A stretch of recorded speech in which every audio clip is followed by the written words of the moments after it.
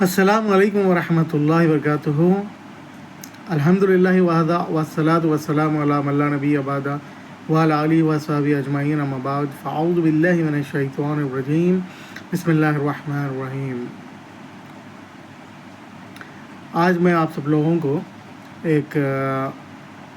محمد صلی اللہ علیہ وسلم کی ایک حدیث بیان کرنے والا ہوں، جو صحیح بخاری کی حدیث نمبر 1010 ہے۔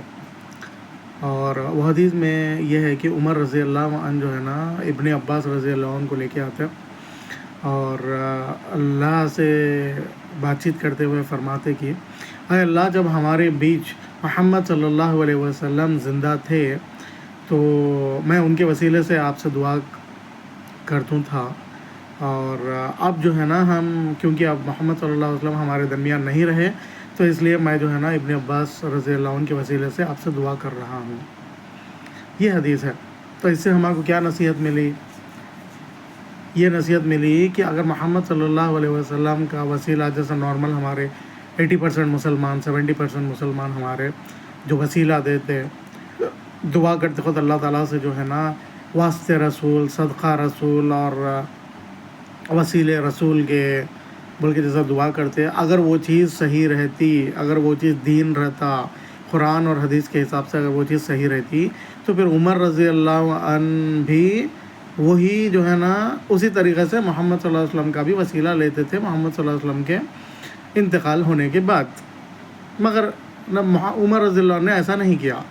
عمر رضی اللہ عنہ کیا، جب نبی زندہ تھے، اللہ میں ان کے وسیلے سے دعا کرواتا تھا آپ کو، مگر اب نبی ہمارے بیچ نہیں رہے، اس لیے میں ابن عباس کو جو ہے نا آپ کے سامنے لے کے آیا اور ان کے وسیلے سے میں دعا مانگ رہا ہوں بلکہ بولا۔ تو یہ جو حدیث ہے عمر رضی اللہ عنہ کی، اس سے ہمارے کو یہ معلوم ہوا کہ ہمارے کو اللہ تعالیٰ سے ڈائریکٹ دعا کرنے کی ضرورت ہے، اور یہ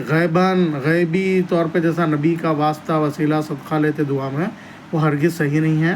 اور کسی زندہ شخص سے ہم جو ہے نا آپ ہمارے لیے دعا کریے بول کے بول سکتے، جیسا محمد صلی اللہ علیہ وسلم حیات رہے تھے، عمر رضی اللہ عنہ ان سے دعا کراتے تھے کہ نبی ہمارے لیے دعا کریے بول کے، اور اب ابن عباس آئے کے بعد ابن عباس آپ ہمارے لیے دعا کریے بول کے ابن عباس سے جو ہے نا ایک زندہ شخص سے دعا کرواتے تھے۔ تو آپ کی زندگی میں بھی آپ کسی زندہ شخص سے، بڑے ہے، بزرگ ہے، والد صاحب ہے، چاچا ہے، کوئی بھی نیک انسان، عالم صاحب ہے، مفتی صاحب ہے، بہت نیک ہے، تو اگر آپ ان کو بولیں گے یار ہمارے لیے دعا کریے بھائی، میں چیز ہے بولتا، وہ جائز رہتا، وہ جائز ہے۔ تو انہوں بھی دعا کرتے آپ کے لیے، آپ بھی اپنے لیے دعا کر لینا، مگر